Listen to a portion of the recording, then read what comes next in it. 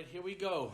Now, I know you don't like talking much about yourself, but I'm going to ask you to do so. So here's the question. Let me just put this closer to you. There's your coffee. What has brought you the greatest sense of meaning and purpose in your life? Why does it matter that you are alive? So what has brought you the greatest sense of meaning and purpose in your life? And why does it matter that Patrick Healy is alive? Actually, one of the great things, of course, was being called to the priesthood. I was the ninth in the family of 10. My brother Jim had gone to the junior seminary for 2 years, 1905. And the influence in my life, apart from my mother and father, my father was a daily communicant. My mother was getting a meal, so she didn't get out every morning for Mass. But my father did. And everything centered about our religion in the home. And actually, when in our parish we had 4 curates and one pastor, Monsignor Alchin, for the most part. He had been a World War I chaplain. And anyway, the priests that we had in our parish, they were young, each at a different age of youth, but they always had time for us. And in our parish, we had 4 Boy Scout troops, we had a hockey team, and then when we became a senior scout, we had a bowling alley in the basement of the parish hall. They set it up with a .22 rifle cut. So we were down there shooting. That was another great thing. And we went to camp. We went down in your area to camp. Later became Ted Williams bought it from the Boston Council down in Lakeview. Mm-hmm. So we went down camping, and Father Flanagan was not an outdoorsman, but he came down and slept in the tent and got involved in all the affairs we did down at camp for 2 weeks. Then we became senior scouts. We built a cabin down there. And then we were altar boys, and they would come out in the back of the chapel there in church and shoot baskets with us. And they were much better athletes than we were. They were still young enough so that then when I was ordained a priest, Father Joe Ryan, who became a Marine chaplain, was one of our curates, but I was ordained now and about his age. So he asked me if I could go down to the Cape Cod League and play with the priest softball team. So they had a team down there of all priests. And I got down and played second base. Joe Ryan had been a great athlete up at Fordham University, good football player and all. And one week we were playing down in Brent Rock, I think it was. Do you know what Brent Rock is? Mansfield, I think, or Marshfield. Yeah, so anyway,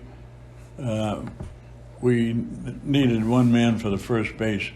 So we got my brother Dan. Dan played hockey and baseball at Malden Catholic. And he came down and we played the ball game, and he tried to stretch a single into a double, and he was sliding it to second base and broke his ankle. And it wouldn't have been much of a federal case, except he was getting married that Saturday. Oh. So his wife wouldn't talk to me for 6 months for bringing him down, and he would get married in his crutches. But then it was receiving the priesthood itself. And actually, as oblates in our preparation for the priesthood, we never get home. So for 7 years, we were totally isolated from the world in the sense that we'd have to get permission to go out. If we took the vow of poverty, chastity, and obedience. But it was a great thing, that 7 years of preparation. We had first year was a novitiate. That was the time just of prayer and penance and work. We had a farm up in Tewksbury, and that was for a whole year. And if you had to leave for sickness or anything, you'd have to start the year over again. 365 days without having to do so. Never get home. I only shot 20 miles from my house.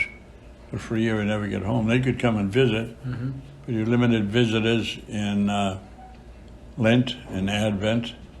Maybe they could come for a short time. But other than that, we never got out. Then I went to New York for philosophy, and we had 2 years of philosophy up in New York, and it was up there that we took our final vows. Then we went to Washington Catholic University for our 4 years of theology, and I was telling you that the girl who helped me get the computer for Tewksbury so I could spend a little more time there, her uncle was, as I say, behind me in class, but very brilliant fellow. And we were going down in September. We'd have to walk from the Catholic U down to the Capitol. And we went to our congressman's office, and you could pick up a ticket for the season for the Supreme Court hearings, for the Senate, and for the House of Representatives. And they were very decorative cards printed by the government, and an awful lot of people like to keep them as keepsakes, you know. So we said, we'll take a short break. Okay. So my companion going down to Congress there to see our congressman was Dan O'Leary. He was from Roxbury, went to Latin school, very brilliant kid. And we went down and went up to John F. Kennedy's office. He had just been elected, and he represented Chelsea, Charlestown, and the North End. So we get up and rang the bell, and his assistant came out. Said, "Hey, Pat Healy, what are you doing here?" So we came down to get tickets for the House of Representatives and for the Senate. And she said, "Come on in." So we went in and he said, "Would you like to meet Jack?" I said, "Not particularly. We had to get back." So he said, "Well, gee, it looked good for me because I'm from Charlestown, and getting someone from Charlestown visiting. Yeah, right. You'll see how important I am." I said, "Well, we'll stay. We'll see him." So anyway, he went in, knocked on Jack's door, and he said, "We got someone from Charlestown here.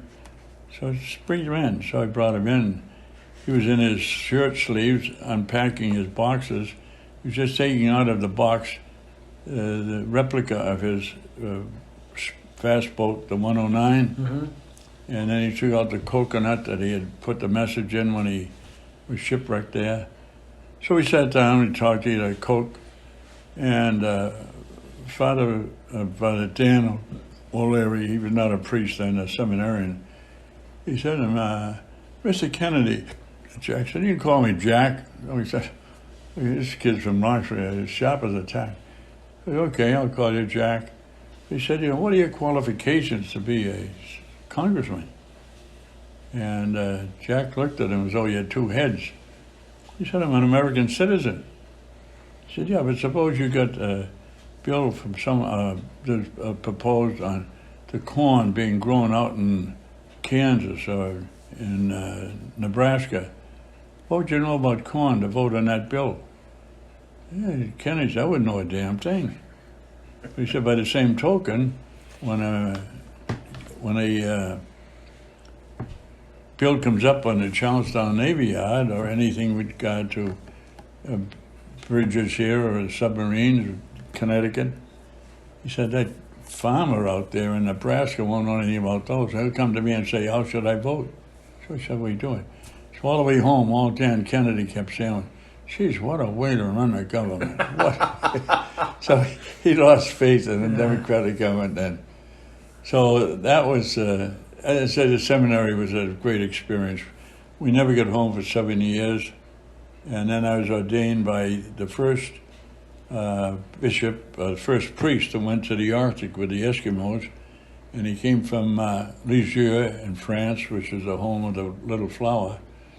And he would come in, he was retired now in 1944, and he had a beard, spoke English with a heavy French accent, and but when he got up with the Eskimos, there were 3 white men up there.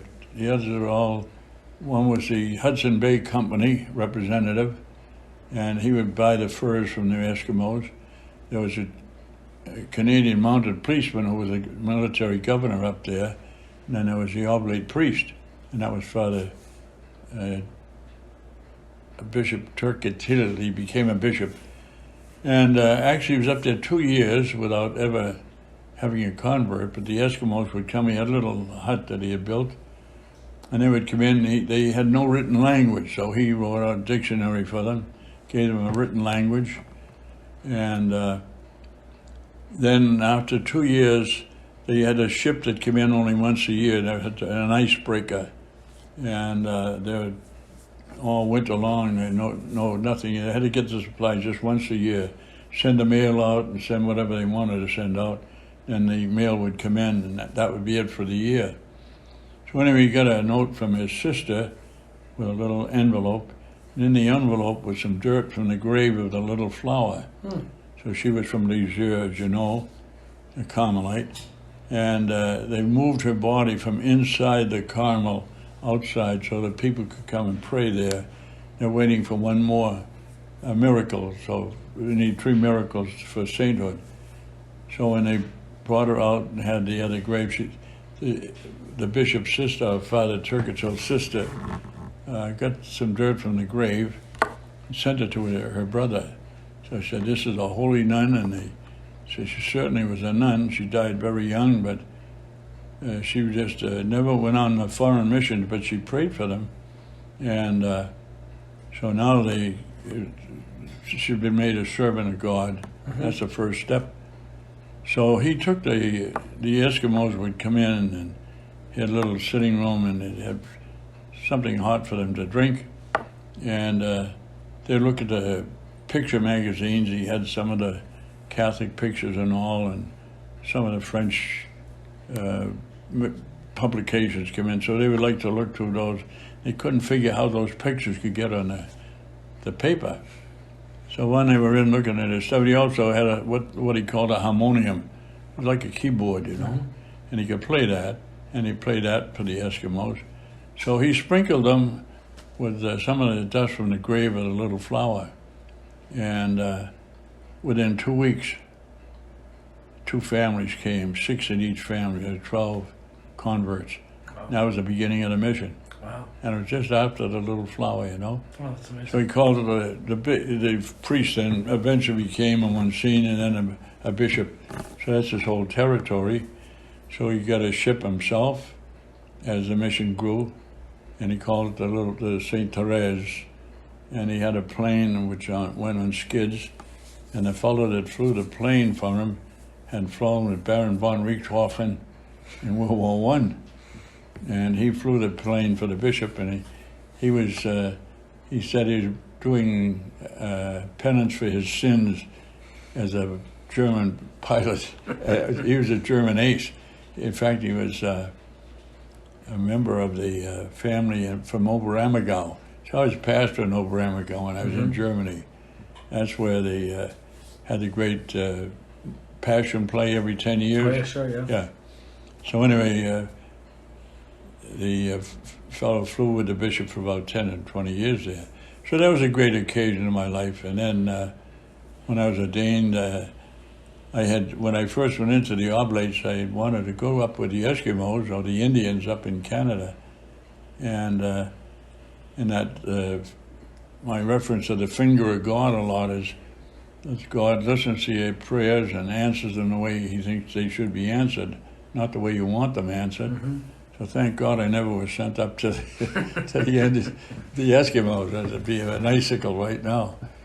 So then when we were ordained, you could ask tell where you'd like to go, but then they sent you where they needed you.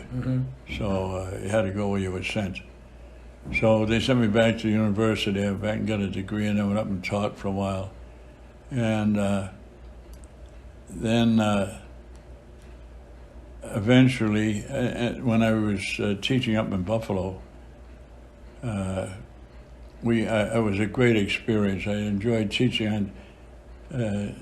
I got my degree in political history, diplomatic history. And when I get up to Buffalo, they said, well, we got another fellow older than you who's the history professor here at the high school, at the Holy Angels Collegiate Institute. So they had me teaching Latin, foreign French at one time.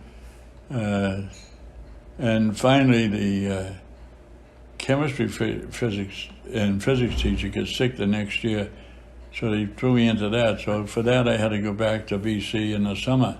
Had a Dr. Fagan at BC, a very nice, good teacher. So then, when I went to Japan on the missions, that was just a great experience. I was a superior of the Scholasticator, the college we had there. And I started a language school, Japanese language school for people learning Japanese. And I got my teachers from a Protestant college there.